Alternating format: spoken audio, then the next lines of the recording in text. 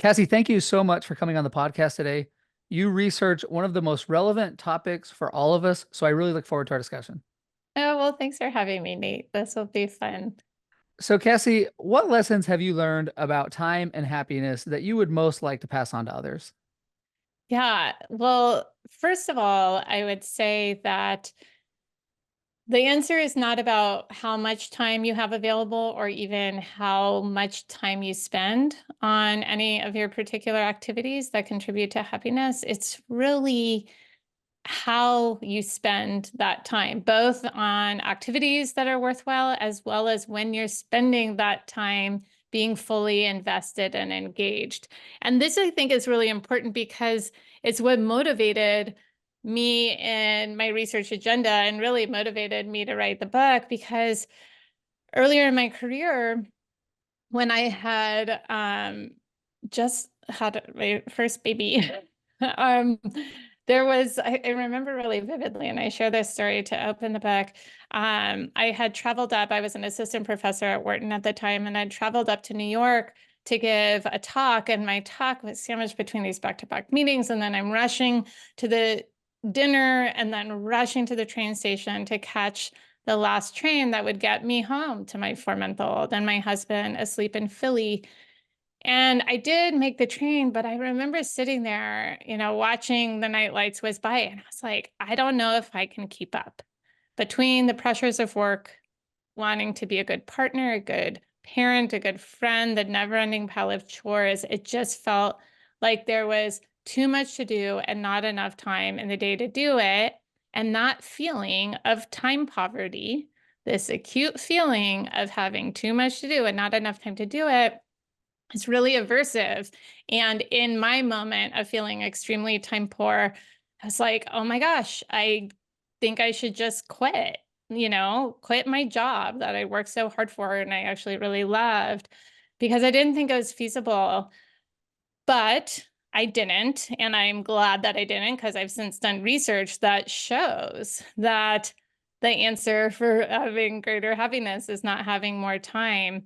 With some of my collaborators, Hal Hirschfield and Marissa Sharif, we looked at what's the relationship between the amount of discretionary time people have and their happiness. And across data sets, including an analysis of hundreds of thousands of working and non-working Americans, how they spend their regular days, we saw this consistent pattern of results, which was an upside down U shape, which is important because what that shows is that happiness goes down on both ends of the spectrum. Yes, people with too little time are less happy, and that's because they feel heightened levels of stress. But on the other side of the spectrum, people with too much time were also less happy. And the reason for that is because research shows that we are averse to being idle. So we do want to be somewhat productive. And so when we spend all the hours of the day with nothing to show for it, it undermines sense of productivity. And I think this is really important because it warns us, it cautions us in those hectic days where we are feeling so time poor. The answer isn't to quit everything, right? And also there's a pretty wide range. And so the American Time Use Survey data, for instance, between 2 and 5 hours of discretionary hours in the day, where the relationship is flat. So that means that it's not about how much time you have available. It's really how you invest the time you have available. So the takeaway from that is it's not about the amount of time you have. It's not about being time rich, but we need to figure out how to make our time rich. And it's that has driven and motivated my research agenda since, to figure out, okay, well, how do we invest our hours so that our days are fulfilling, so that at the end of the week, even though our schedule might be full, we feel fulfilled, so that at the end of our lives, we can look back without regret, and that it didn't all pass us by in that blur that I was sort of feeling and watching and experiencing on the train that night. Really interesting story and research. And every so often, early on in my career, I would wake up and literally have nothing on my calendar. And it caused me so much anxiety. And I Yeah. realized what I needed to do was every night when I finished work, I needed to at least make sure I had a plan for the next day because I hated that feeling of waking up and feeling like I just had all this time. So I can appreciate having that feeling of too much time. But also on the other end of the spectrum, like you talked about this U shape, um, how do people reduce the feeling of time poverty? What can you do? Um, there are a few things. And actually, what's interesting is that it's important to note that, first of all, time poverty is the acute feeling of having too much to do and not enough time to do it. And that's really important because it's a subjective sense. We all Okay. have 24 hours in a day. We all should be sleeping at least 7 to 8 of them, Mhm. right? And then, yes, there are different demands on our time, but even controlling those demands constant, there's variation in terms of how time poor we feel. Um, and the sort of inputs into what influences how time poor we feel, how time pressure. One is our expectations of like, what is that list or on that list of what we should be doing, right? And we have more control over what gets onto that list than we think.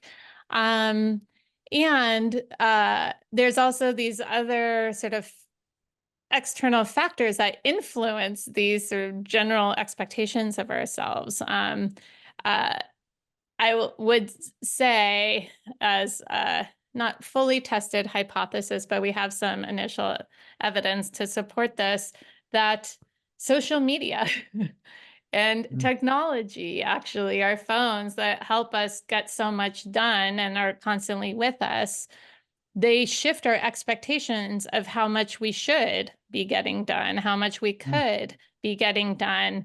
And by that sort of subjective list or these sets of expectations growing and the time we have available, not, that has an effect. So being proactive and intentional about and making sure your expectations are self-generated and not sort of nebulously externally generated in terms of what you set out to do.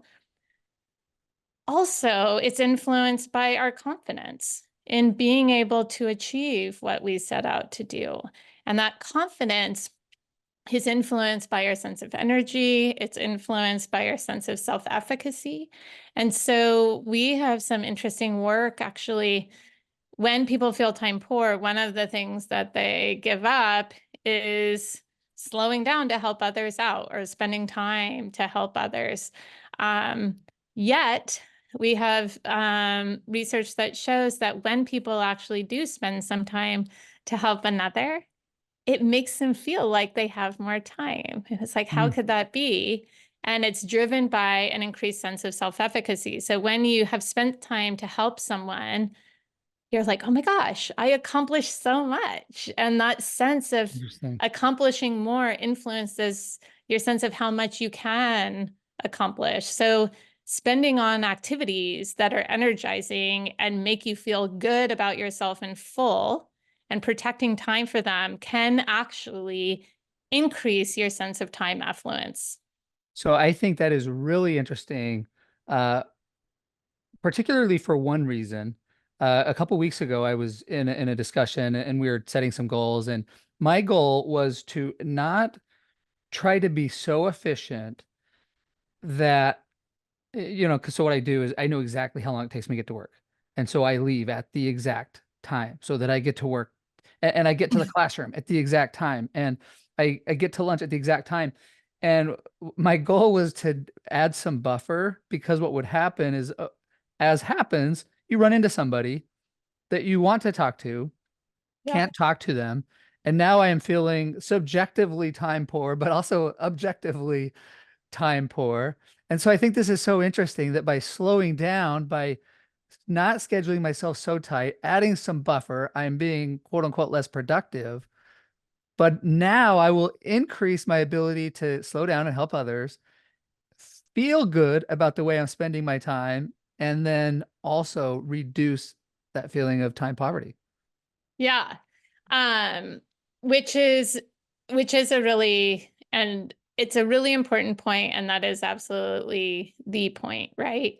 Is figuring out what are those activities that are worth your time. And it's interesting because my work and the book has sort of been framed as time management. And traditionally, time management is all about how do you spend your time to be as efficient as Yeah. possible and to be as productive as possible, with productivity being sort of construed as how many things can you get done as quickly as possible. But that is not what the goal should be in terms of our temporal investments. It's not about getting things done as quickly as possible. It's not about checking items off of our list.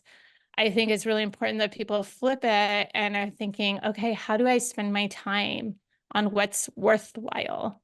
And sometimes those worthwhile things aren't don't fall in the productivity bucket. It falls Mhm. in the slowing down and having a nice conversation with a colleague, Yeah. in the morning. Um, and it's not about sort of getting through particularly these worthwhile tasks as quickly as possible. And you look at that in the work domain too, right? It's the best outcomes aren't there, and actually in some cases are inversely related to the speed by which you do them, Mhm. right?